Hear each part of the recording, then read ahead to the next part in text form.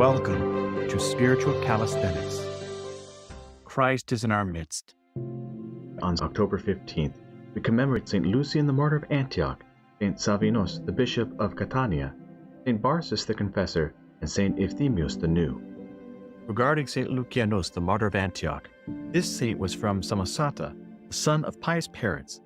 He established a catechetical school in Antioch and taught the correct doctrines of the faith and made clear the parts of the divine scriptures that were difficult to understand.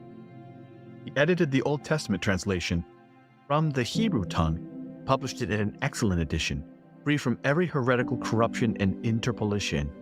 He traveled to Nicomedia to strengthen the faithful there, and in their contest for Christ was accused before Maximinus, with whom he conversed openly. When he had made a defense of the Christian faith, he was condemned to be imprisonment, where in 311 he died of hunger and thirst. Your martyr, O Lord, at his courageous contest for you, received as the prize the crowns of incorruption and life from you, our mortal God.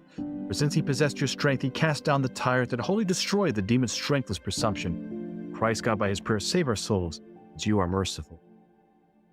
We all gloriously acclaim you with hymns, O Lucian, you most brilliant luminary, who was first illustrious in asceticism and then shone us forth in contest. Proceed unceasingly for us all.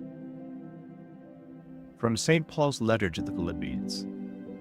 Brethren, I want you to know that what has happened to me has really served to advance the gospel, so that it has become known throughout the Praetorian Guard and to all the rest that my imprisonment is for Christ.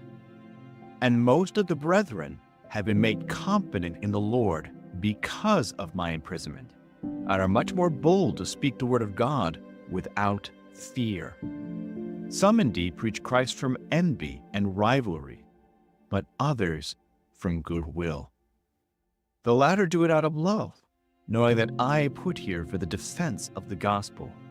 The former proclaim Christ on partisanship, not sincerely, but thinking to afflict me in my imprisonment. So St. Paul was talking about those that are rivals, those that are trying to self-aggrandize, and point at Paul in prison saying, well, he's a failure, whereas I am not. And St. Paul is saying that his strength is found in his own weakness. That even though he is in prison, even though he's wearing fetters, the word of God is not fettered. What then? Only that in every way, whether in pretense or in truth, Christ is proclaimed, and in that I rejoice. Meaning that for St. Paul, that even though these people are preaching Christ for the wrong reason, their intention is bad, yet he rejoices because Christ is proclaimed. Yes, and I shall rejoice, for I know that through your prayers and the help of the Spirit of Jesus Christ, this will turn out for my deliverance, and it is my eager expectation and hope.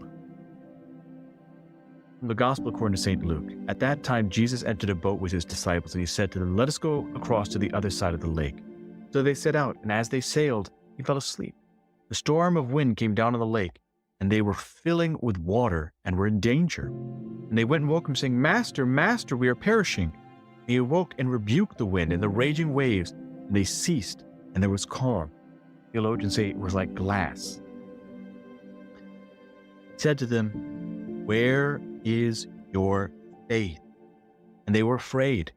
They marveled, saying to one another, who then is this, that he commands even wind and water, and they obey him? Showing us that Christ is Lord of the universe. He is not just a teacher. He is not just a social guide for us. He is God, and that he is able to take the elements. And keeping in mind, the disciples were fishermen.